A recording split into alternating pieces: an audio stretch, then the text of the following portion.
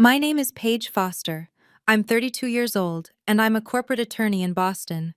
3 weeks ago, my mother stood at my brother's rehearsal dinner with a microphone in her hand, ready to announce to 50 guests that I was no longer part of our family. My crime?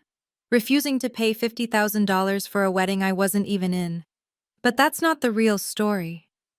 The real story started 15 years earlier, on a rainy October night when I was 17, and everything changed.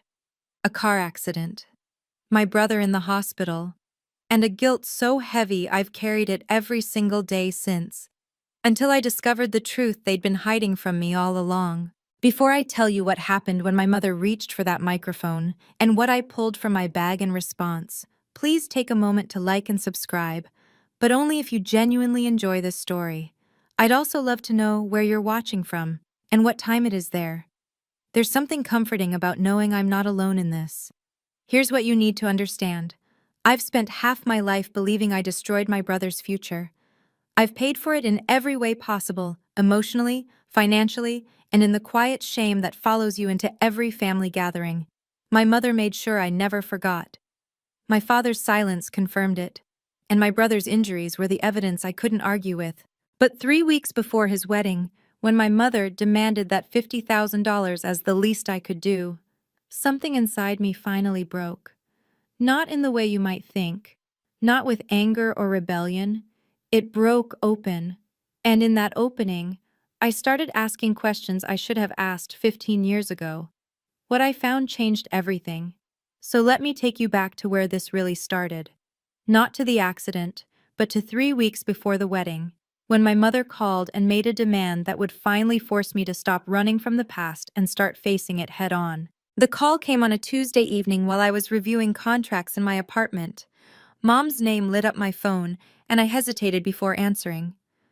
Our conversations always followed the same script, surface-level pleasantries masking deeper resentments.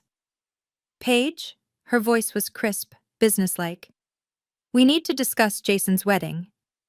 Of course, I said, setting down my pen. I'm looking forward to it. When do you need me there for? The wedding is going to be expensive, she cut in.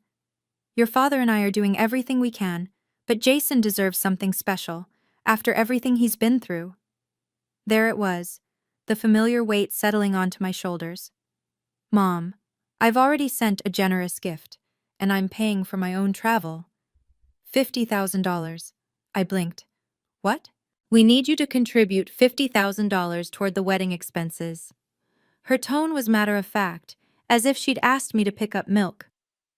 It's the least you can do, Paige. You took so much from him. His scholarship, his health, his confidence, 2 years of physical therapy because of your carelessness. My throat tightened. Mom, I've helped the family financially for years. The down payment on your mortgage refinance, Dad's surgery, That was your obligation, not generosity. Her words were ice. This is different. This is about Jason. This is about making things right. I don't have that kind of money just sitting around, I said, which wasn't entirely true, but the amount was staggering. You're a lawyer in Boston. Don't pretend you can't afford it. She paused. $50,000, Paige, or don't bother coming to the wedding. The line went dead. I sat there, phone in hand, feeling 17 again, small, guilty, and completely powerless. That night, I couldn't sleep. My mother's words echoed in the dark, pulling me back to the night that had defined my entire adult life. I was 17, a senior in high school with a perfect GPA and college acceptance letters piling up. Jason was 12, all energy and enthusiasm, living for his travel soccer team. That October evening, I'd picked him up from practice. Mom and Dad were at a dinner party. It was raining, the kind of steady downpour that turns roads into mirrors. Can we get burgers? Jason asked, bouncing in the passenger seat, still in his muddy cleats. Mom said to come straight home, I replied, but I was smiling. Maybe next time. The road down Miller's Hill was steep, winding. I'd driven it 100 times. I was going the speed limit, hands at 10 and 2 like Dad taught me. Then, halfway down, I pressed the brake pedal. Nothing happened. I pressed harder. The pedal went straight to the floor. The car kept accelerating down the wet slope. Paige? Jason's voice was small. It's okay, I said, but panic was rising in my throat. I pumped the brakes. Nothing. I yanked the emergency brake. The car fishtailed, and I lost control completely. The utility pole came out of nowhere. The impact threw us forward. Airbags exploded, Jason screamed, then silence, except for the hiss of the radiator and the rain hammering the roof. Jason was conscious but crying, his leg bent at a wrong angle. I had a cut on my forehead, blood running into my eyes. Police came. Ambulance, hospital lights, my parents arriving, my mother's face white with terror. I remember a police officer saying something about mechanical failure, but I was in shock, barely processing words. What I remember most clearly was my mother in the hospital hallway, not looking at me, saying to my father, "She was going too fast. She wasn't paying attention." And I believed her. That weekend, I drove to my parents' house in Connecticut. Mom had insisted on a family meeting to discuss wedding details. I arrived Saturday morning with a knot in my stomach and a box of pastries as a peace offering. Jason and his fiancée Melissa were already there, sitting at the dining table surrounded by wedding magazines and fabric swatches. Jason looked up and smiled. Genuine, warm. "Hey, sis!" I hugged him, relieved. "Congratulations again. Melissa, everything looks beautiful." Melissa, petite with kind eyes, squeezed my hand. "We're so glad you're here." Mom swept in from the kitchen, Dad trailing behind her. "Paige, good. You're on time. Sit down." We made small talk about the venue, the menu, the flowers. Then Mom set down her coffee cup with a deliberate clink. "Paige, have you thought about what we discussed?" My chest tightened. "Mom, can we talk about this privately?" "No need for privacy." Her smile was sharp. "Everyone here knows what you owe this family." Jason shifted uncomfortably. Melissa looked down at her hands. Dad studied his plate as if it held the secrets of the universe. "I've been thinking about it," I said carefully. "But $50,000 is what you owe Jason," Mom interrupted. "After what you did to him, after what you took from him, his scholarship to state, 2 years of his life in physical therapy, the trauma." "Mom," Jason started. "No, Jason. You're too forgiving." She turned back to me. "You've had 15 years to build your career, Paige. 15 years that Jason had to spend recovering from your mistake. This is your chance to make it right." I looked at my father, silently begging for support. He cleared his throat, then looked away. That's when I knew I was alone in this. I drove back to Boston in silence, my mind racing through scenarios like a lawyer preparing for trial. Except this time, I was both the attorney and the defendant. In my apartment that night, I pulled up my bank statements and retirement accounts. $50,000. It was possible. Barely. It would wipe out most of my emergency fund and a chunk of my savings. A year of careful budgeting gone. But it wasn't really about the money. If I paid, I would be confirming what my mother had always claimed, that I owed them. That my success was built on Jason's suffering, that I would never be free of that debt because there would always be another demand, another reminder, another way to keep me tethered to my guilt. If I didn't pay, Mom would make good on her threat. She'd tell everyone at the wedding, extended family, Jason's friends, colleagues from his accounting firm. Some of those people were connected to my professional network. The story would spread. Paige Foster, the selfish sister who refused to help her brother after ruining his life. I'd lose my connection to Jason. We'd grown closer over the past few years, careful conversations that avoided the minefield of the past. He was the only family member I still loved without reservation. Worse, I'd be confirming my mother's narrative, that I was selfish, ungrateful, still the careless teenager who'd hurt her brother. I sat at my kitchen table, laptop open, staring at the numbers. The apartment was quiet except for the hum of the refrigerator and distant traffic. This wasn't about $50,000. It was about control. It was about keeping me in my place, forever guilty, forever paying, forever less than. The question was, what was I willing to sacrifice to break free? 2 days later, I called Jason. He answered on the third ring, slightly out of breath. Paige, hey, sorry, just got back from a run. What's up? I paced my living room, phone pressed to my ear. Jason, I need to ask you something, and I need you to be honest with me. Okay. His tone shifted, cautious. Do you actually want me to pay $50,000 for your wedding? Silence. Then, Paige, I didn't ask for that. Mom just. She thinks it's fair. Fair? I stopped pacing. Jason, you're doing great. You have a successful career. You're getting married. What did you really lose? I lost 2 years of rehab, Paige. His voice was quiet but firm. I lost my scholarship to state. I lost. The insurance covered all the medical bills. I checked. And you got a better scholarship to Northeastern a year later. You graduated with honors. That's not the point. Then what is the point? I pressed. Because from where I'm standing, I've spent 15 years apologizing for something that happened when I was a kid. I've helped mom and dad financially more times than I can count. And now I'm supposed to bankrupt myself to prove I'm sorry? You're not bankrupting yourself. You're a lawyer. That's what Mom said. Another silence. Then Jason sighed. Look, I don't want to argue about this. Mom says you owe us. I don't know all the details about money and insurance. I just know what happened that night changed my life. It changed mine too, I said softly. I don't want drama at my wedding, Paige. Just do what Mom asks, okay? For me. The line went dead before I could respond. I stood there, phone in hand, realizing that Jason wasn't my enemy, but he wasn't my ally either. He'd believed the family story for too long to question it now. The texts started the next morning. Mom. Have you made the transfer yet? I ignored it. By afternoon, another arrived. Mom. Jason's counting on you. Don't let him down again. I was in a client meeting when my phone buzzed with the third message.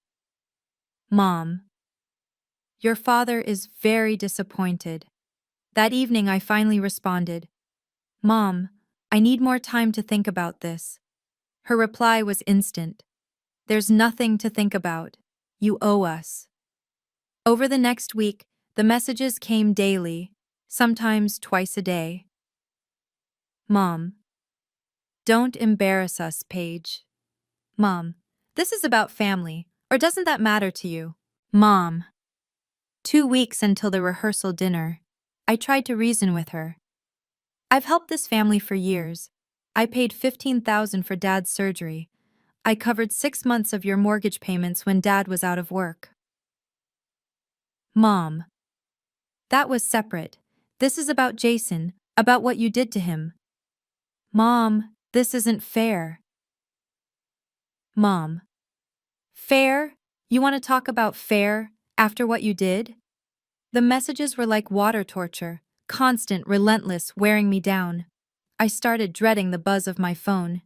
Each notification was another weight added to the guilt I'd carried since I was 17. A week before the wedding, the final message arrived. Mom. You have until the rehearsal dinner to make this right. After that, everyone will know what kind of daughter you are, what kind of sister you are. I'll make sure of it. I stared at the screen, hands shaking. This was it. The ultimatum. Pay up or be publicly shamed in front of 50 people. Family, friends, Jason's colleagues, some of whom knew my clients, some of whom moved in my professional circles. I had 7 days to decide who I was going to be. The next day, I met my best friend Sarah at our usual coffee shop in Cambridge. Sarah was a social worker who'd heard every family dysfunction story imaginable. If anyone could give me perspective, it was her.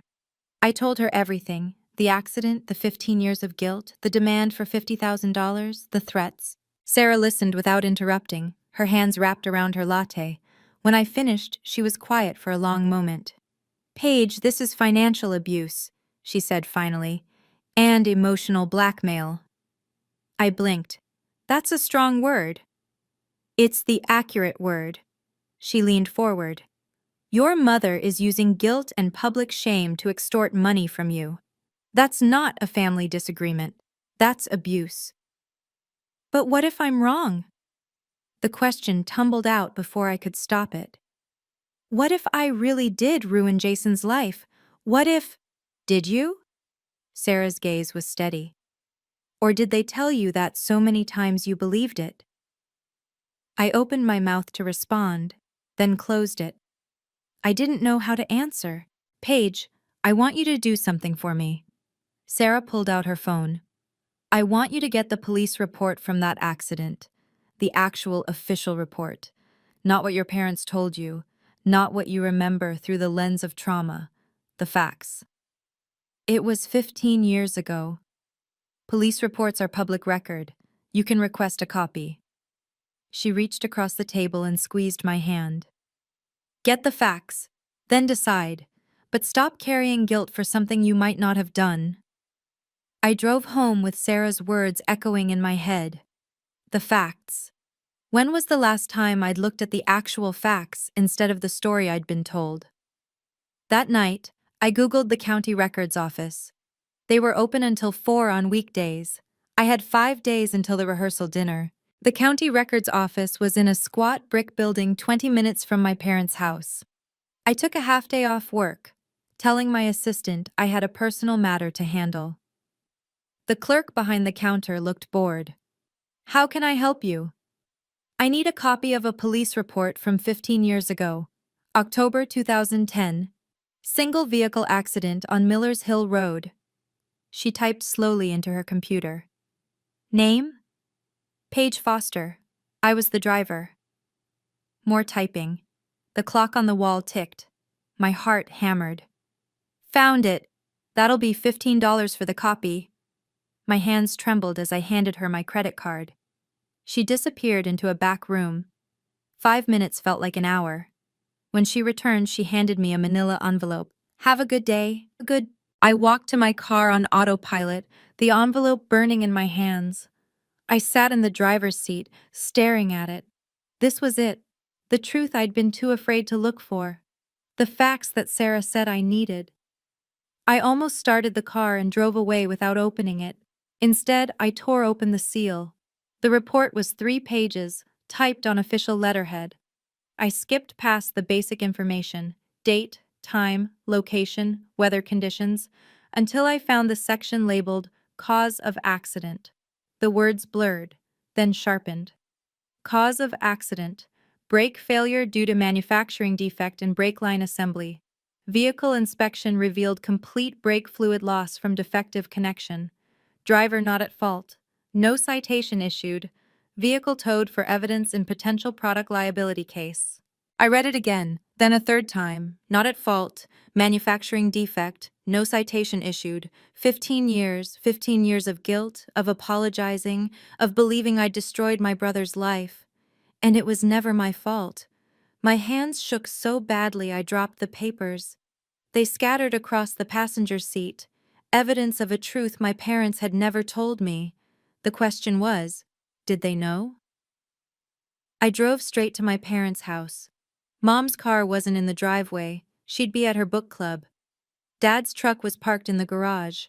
I found him in his workshop, sanding a piece of wood for one of his furniture projects. He looked up when I entered, surprise crossing his face. "Paige? I thought you were in Boston." I held up the police report. "Did you know about this?" He set down the sandpaper. His face went pale. "Paige, did you know?" My voice cracked. "Did you know it wasn't my fault?" He couldn't meet my eyes. "It was complicated." "That's not an answer." "The insurance company," he rubbed his face. "If they'd known it was a manufacturing defect, they would have investigated the dealer.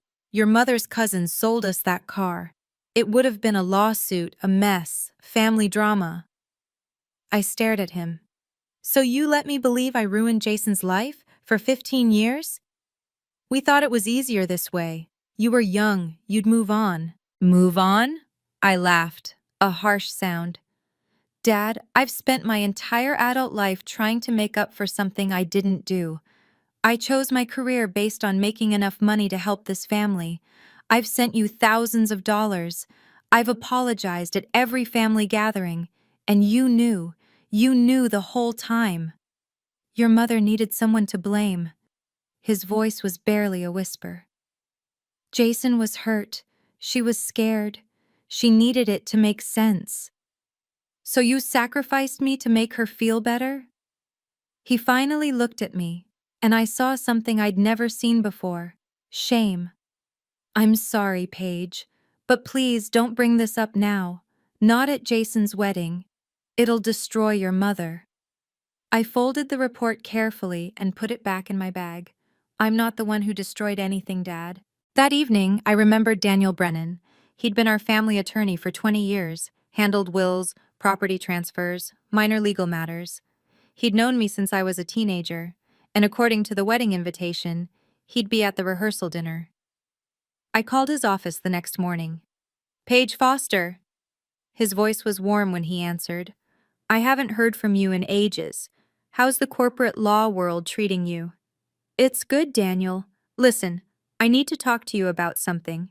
It's personal, family related. His tone shifted. Of course. I have an opening this afternoon at 3. His office was in a renovated brownstone, lined with law books and framed degrees. He gestured to a leather chair across from his desk. What's going on? I told him the story, the accident, the years of guilt, my mother's demand for $50,000, and finally, the police report I'd just discovered. I slid it across his desk. Daniel read it carefully, his expression growing more serious with each line. When he finished, he set it down and looked at me. This is very clear. You were not at fault. And if your parents knew this and still demanded money from you based on false pretenses, that's financial coercion. What can I do? Legally, you don't owe them anything. Not morally, not financially. This report exonerates you completely. He paused. But I assume you're not here for legal advice. You're here because you're trying to decide what to do at the wedding. I nodded. I'll be at the rehearsal dinner, he said quietly. If you need someone to verify this document, someone with legal standing to confirm its authenticity, I'm here. For the first time in weeks, I felt like I could breathe. Thank you, Daniel. The truth is on your side, Paige. Don't let anyone make you feel guilty for defending yourself. The rehearsal dinner was held at Riverside Manor, an elegant restaurant overlooking the Connecticut River.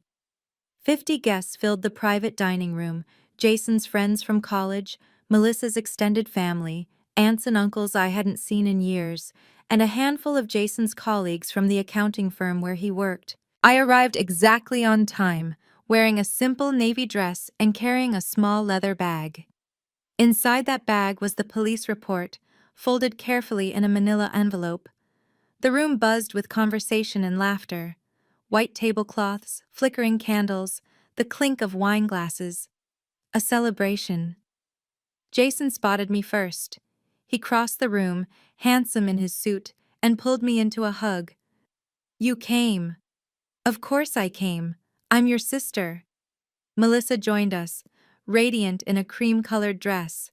Paige, I'm so glad you're here. You look beautiful. We made small talk about the ceremony tomorrow, the weather forecast, the honeymoon plans to Costa Rica. Normal conversation, safe conversation, as if there wasn't a bomb ticking in my purse. Mom swept through the room like a queen greeting her subjects. She wore burgundy silk and a smile that didn't reach her eyes. When she saw me, the smile froze. Paige, you're here. I wouldn't miss Jason's wedding. We'll see about that. She moved past me to greet other guests. Dad stood near the bar, nursing a scotch. He caught my eye and looked away quickly. I found my assigned seat, table 6, near the back. Not with family. A statement in itself. Daniel Brennan was seated at table 4. He gave me a small nod of acknowledgement. I set my bag on the chair beside me, feeling the weight of what was coming.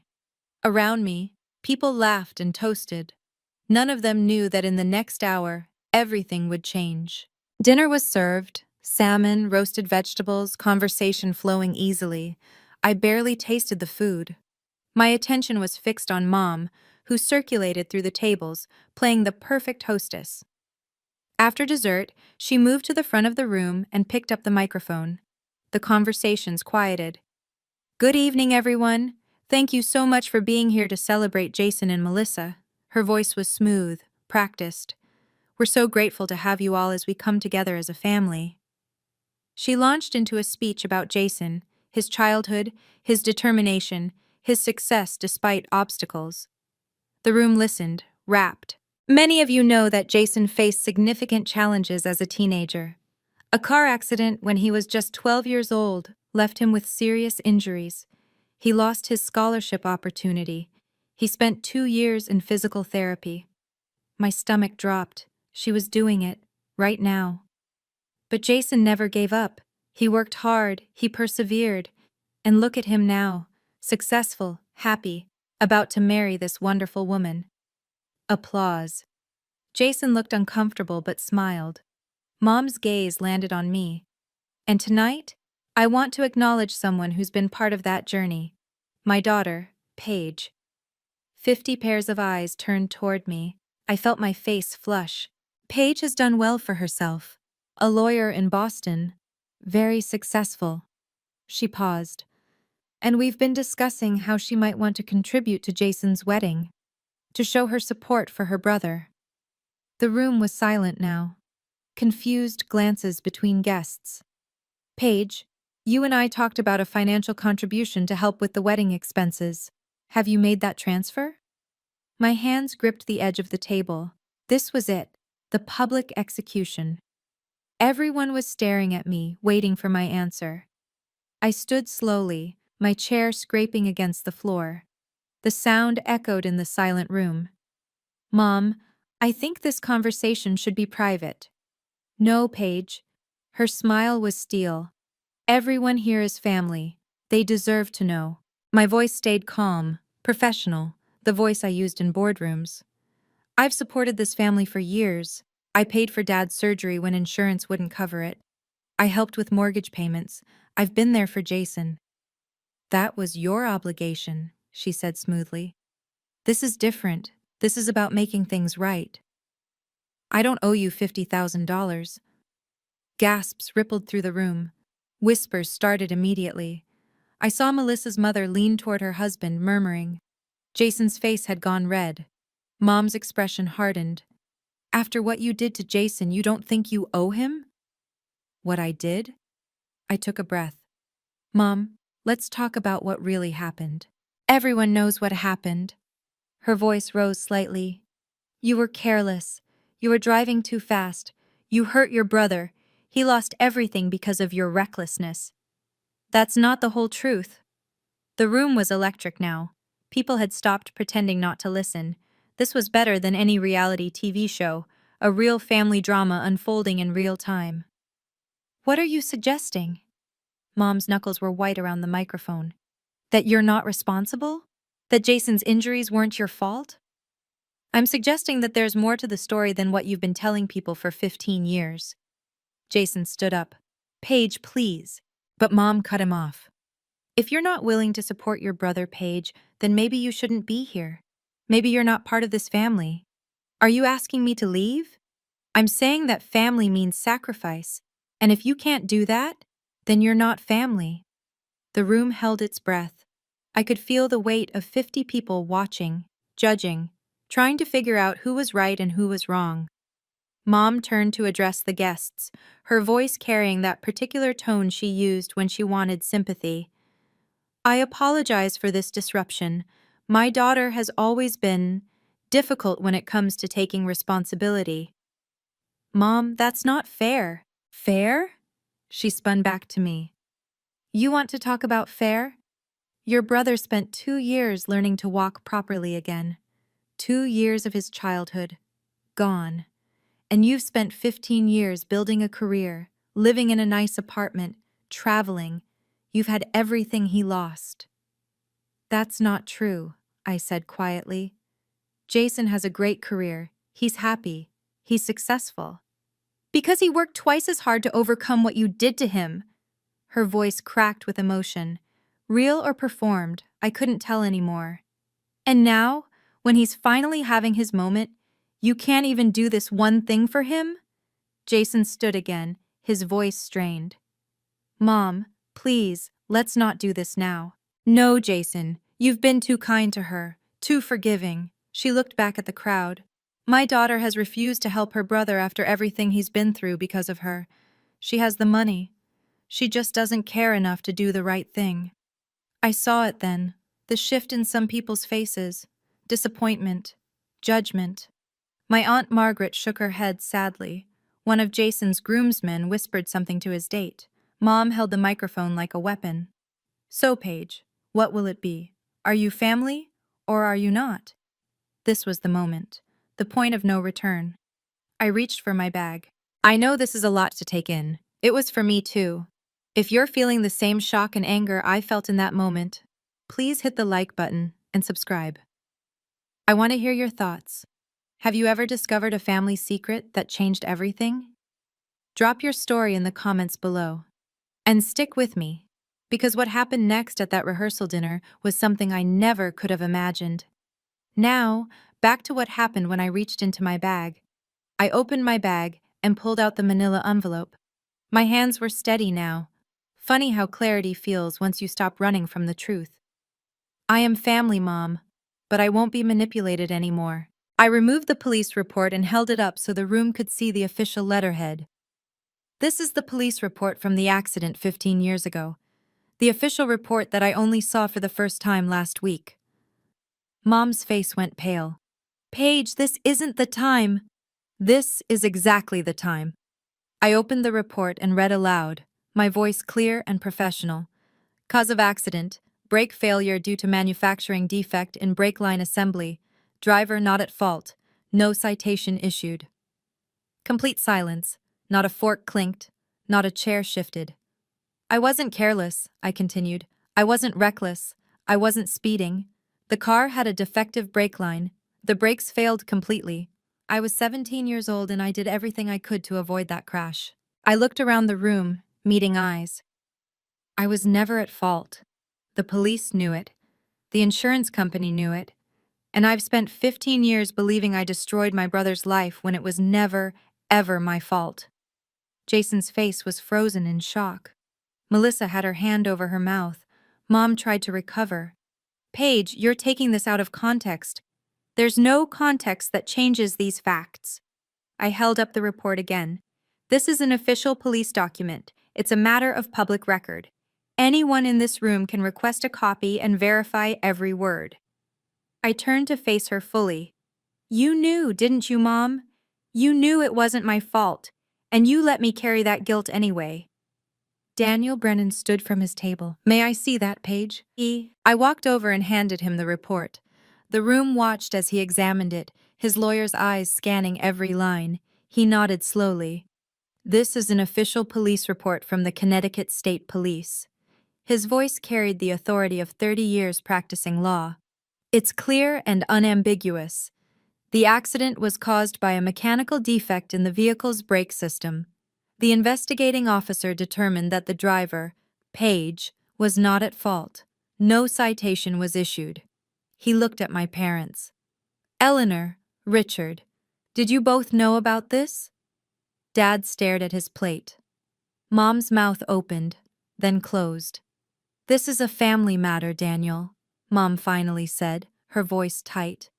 It's not your concern. Actually, Eleanor, it is my concern. Daniel's tone was firm, but not unkind.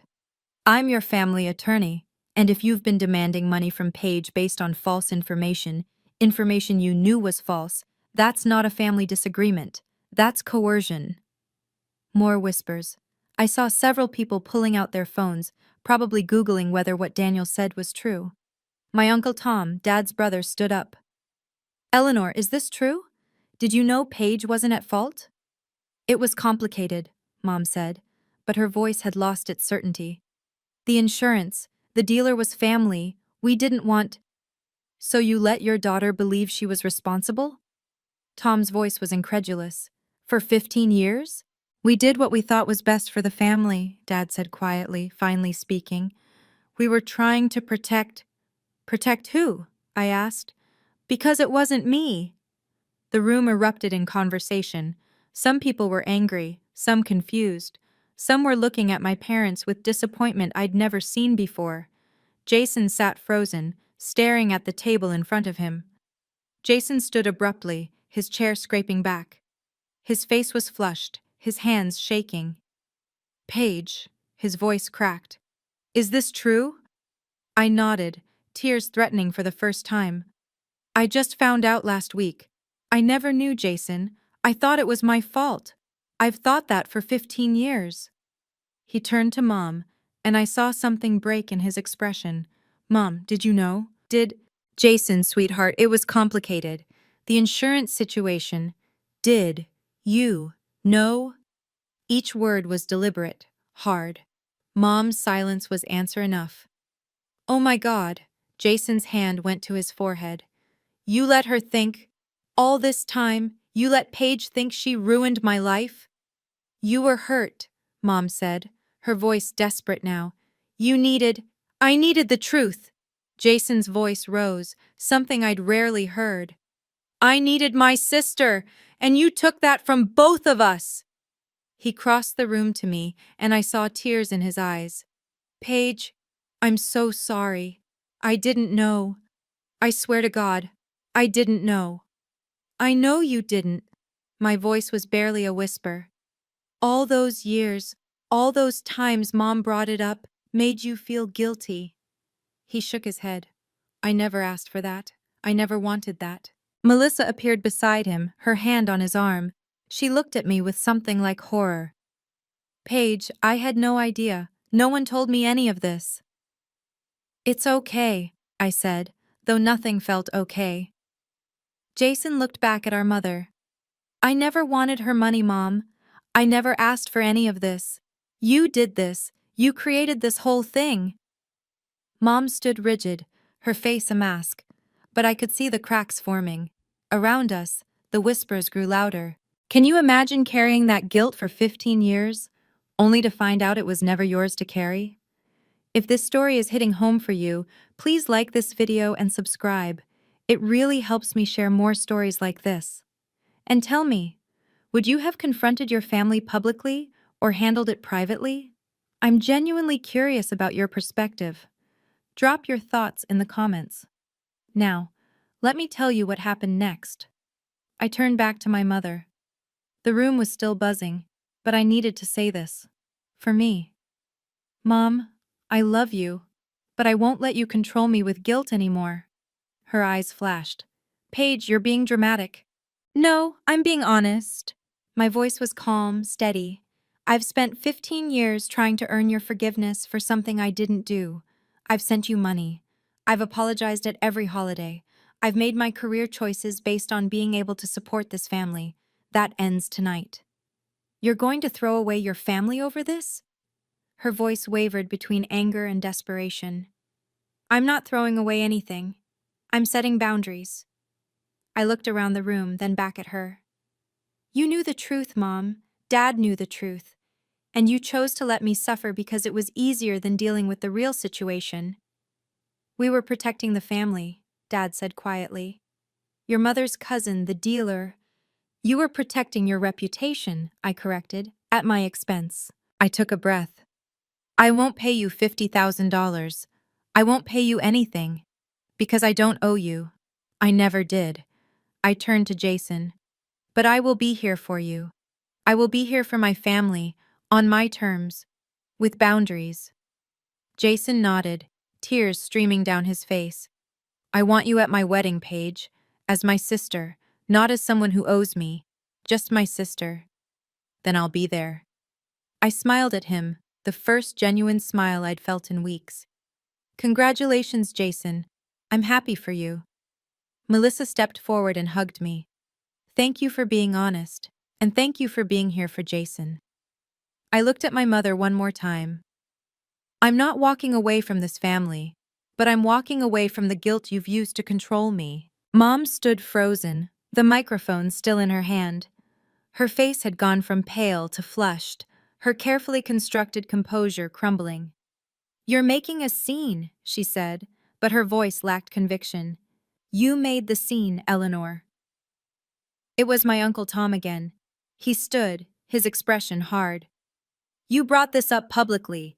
You tried to shame Paige in front of all of us, and now we know the truth." Other people started standing. My Aunt Margaret came to my table, putting her hand on my shoulder. "Honey, I'm so sorry, I never knew." One of Melissa's aunts approached Mom.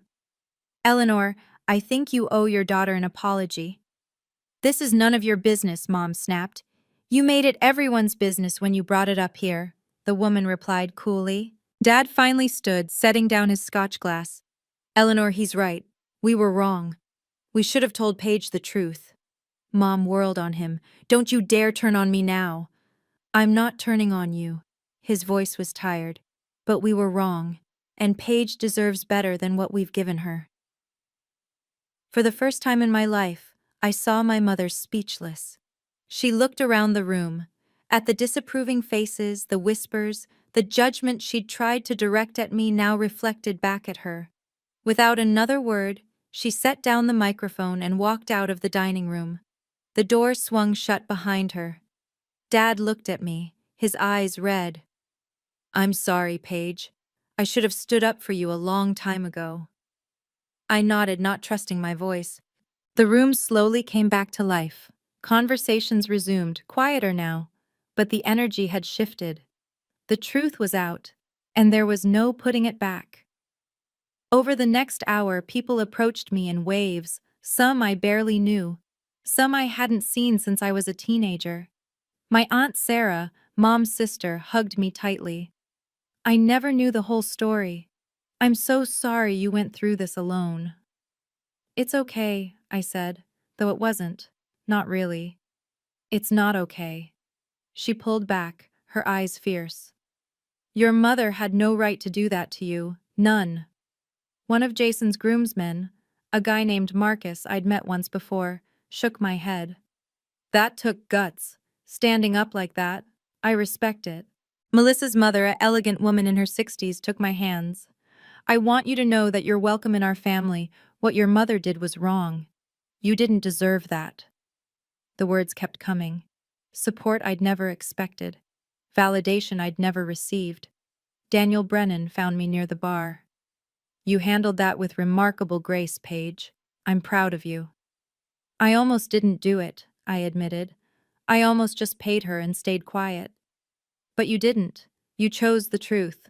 That's never the easy choice, but it's always the right one." Dad approached hesitantly. "Paige, can we talk? Tomorrow, maybe?" "Maybe," I said. "I need some time, Dad." He nodded, understanding. "I'll wait as long as you need." Jason found me as people were starting to leave. He pulled me into another hug, this one longer, tighter. "I love you, Paige, and I'm sorry for everything." "I love you too." I held on to my little brother, the person I'd spent 15 years believing I'd hurt, and felt something loosen in my chest. For the first time in 15 years, I felt like I could breathe. Not because I'd won, because I was finally free. The wedding took place the next day as planned. I almost didn't go.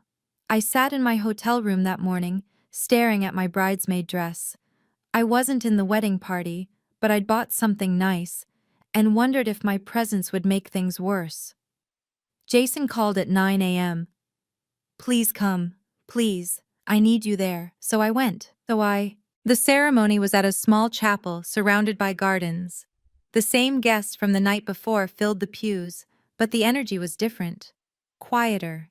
More genuine somehow. Mom was there, sitting in the front row with Dad. She wore a lavender dress and a carefully neutral expression. When I entered, she looked away. Dad caught my eye and gave a small nod. Not quite an apology, but acknowledgement. I sat near the back, next to my Aunt Sarah. When Jason and Melissa exchanged vows, I cried. Not from sadness, but from relief. My brother was happy. He was whole, and I hadn't destroyed him. At the reception, Jason made sure to spend time with me. He introduced me to his friends, not as my sister who was in the accident, but simply as my sister Paige. She's a lawyer in Boston. No qualifiers, no guilt, just family. Melissa danced with me during the open dance portion.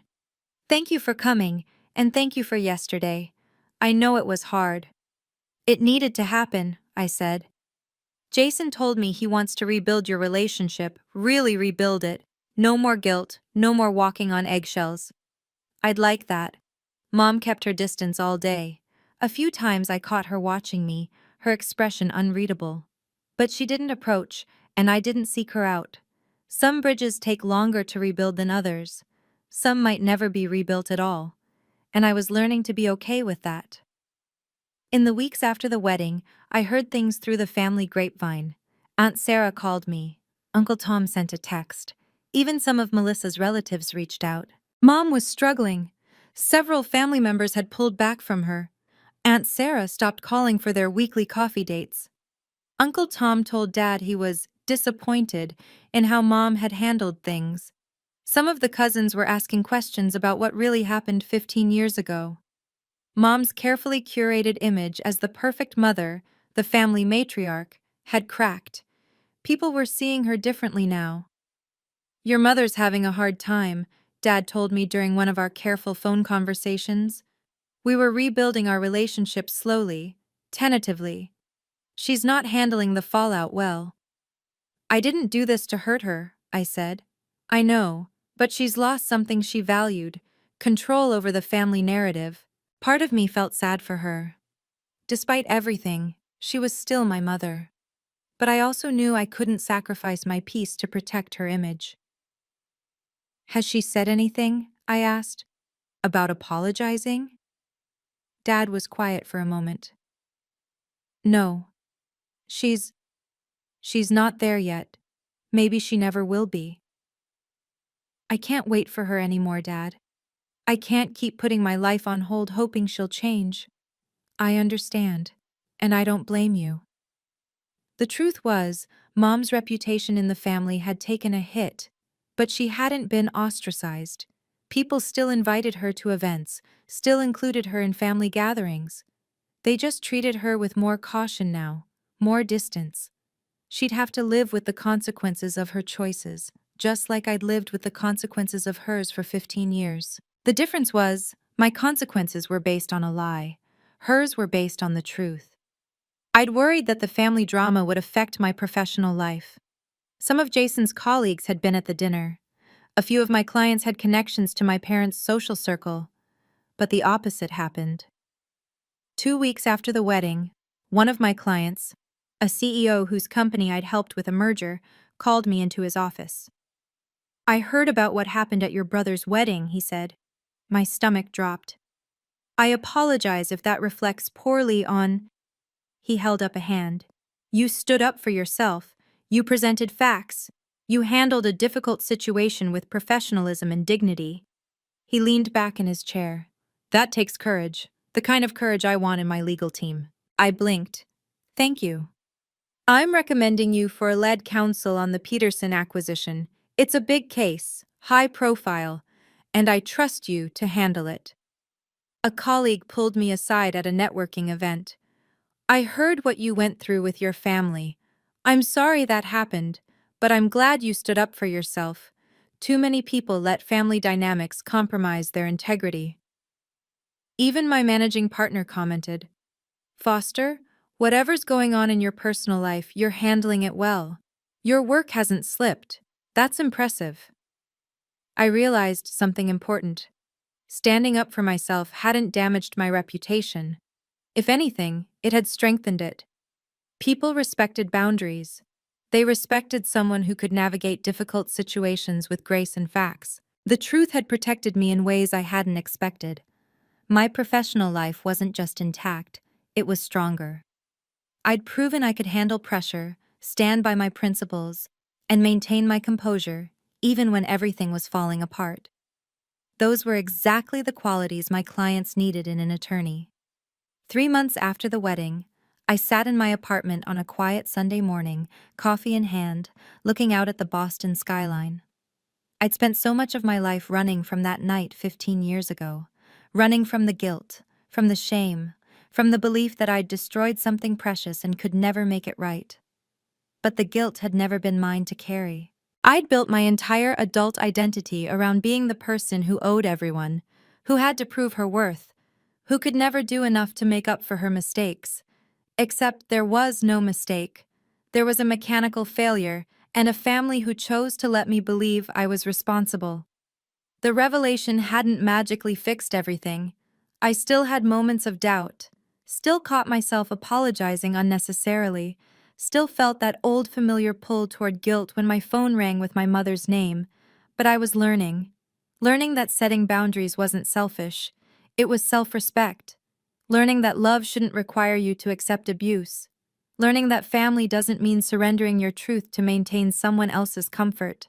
I thought about all the years I'd spent trying to earn love I already deserved, all the money I'd sent, trying to buy forgiveness for something I didn't do, all the apologies I'd made for existing. I wouldn't make that mistake again. The relationship with Mom might never heal. She hadn't apologized, hadn't acknowledged what she'd done. Maybe she never would. But I didn't need her apology anymore. I didn't need her approval. I had the truth. I had my integrity. I had relationships with family members who actually loved me without conditions. And I had something I hadn't felt since I was 17 years old: peace. Jason and I talked every week now. Real conversations, not the careful, guilt-laden exchanges we'd had for years. We met for dinner once a month when I drove down to Connecticut. "I've been thinking about the accident a lot," he told me over burgers one evening. I don't remember much from that night. I was 12, I was hurt, I was scared. But I do remember you holding my hand in the ambulance. You do? Yeah. You kept saying, it's okay, even though you were bleeding and crying. He looked at me. You were trying to protect me. Even then. I'm your big sister. That's my job. Mom made it seem like you were careless, reckless. But that's not who you are. That's not who you've ever been. We were building something new, something not based on guilt or obligation, but on genuine affection. Dad and I were working on our relationship too, slowly. He'd started therapy, which surprised me. "I need to understand why I stayed silent for so long," he explained. "Why I let your mother control the narrative." "I appreciate that, Dad.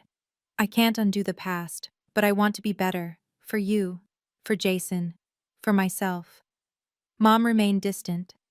We'd exchanged exactly 3 text messages since the wedding. Polite, brief, carefully neutral. I'd stopped waiting for her to change. Stopped hoping for the apology I knew wouldn't come. Instead, I'd set clear boundaries. I would attend family events. I would be civil, but I would leave immediately if she tried to manipulate or guilt me. No arguments, no explanations, just boundaries. And the remarkable thing? It worked. She'd tested them once, making a comment about family loyalty at Thanksgiving. I'd stood up, said goodbye to everyone else, and left. She hadn't tried again. So here's what I want you to know. If you're carrying guilt for something you didn't do, it's not your burden to carry. You don't owe anyone your peace. Not your parents, not your siblings, not anyone. I spent 15 years believing I was broken, believing I owed an unpayable debt, believing I had to earn love through constant apology and financial sacrifice. And it was all based on a lie. Not a lie I told, but a lie that was told about me. Setting boundaries doesn't make you selfish. It makes you strong. It makes you healthy. It makes you whole. If you're in a situation where someone is using guilt to control you, I want you to do something for me. Get the facts. Look at the evidence. Don't just accept the story you've been told, especially if that story makes you the villain. The truth will set you free. It won't always be comfortable. It might cost you relationships with people who prefer the lie. but it will give you something more valuable than approval: integrity. I'm still healing. I probably will be for a long time. The scars from 15 years of false guilt don't disappear overnight. But I'm free. I'm finally, genuinely free. I have a relationship with my brother that's based on love, not obligation. I have a career I'm proud of. I have boundaries that protect my peace. And I have the truth. That's worth more than $50,000. It's worth more than my mother's approval. It's worth everything. You deserve respect, even from the people who are supposed to love you most. Especially from them. Don't let anyone convince you otherwise. Thank you for listening to my story. If it resonated with you, please like this video and subscribe. I share stories about boundaries, family dynamics, and finding your voice. Now I want to hear from you. Have you ever had to set a difficult boundary with family? Or have you discovered a truth that changed everything? Share your story in the comments. I read every single one. And remember, you deserve respect, even from the people who are supposed to love you most.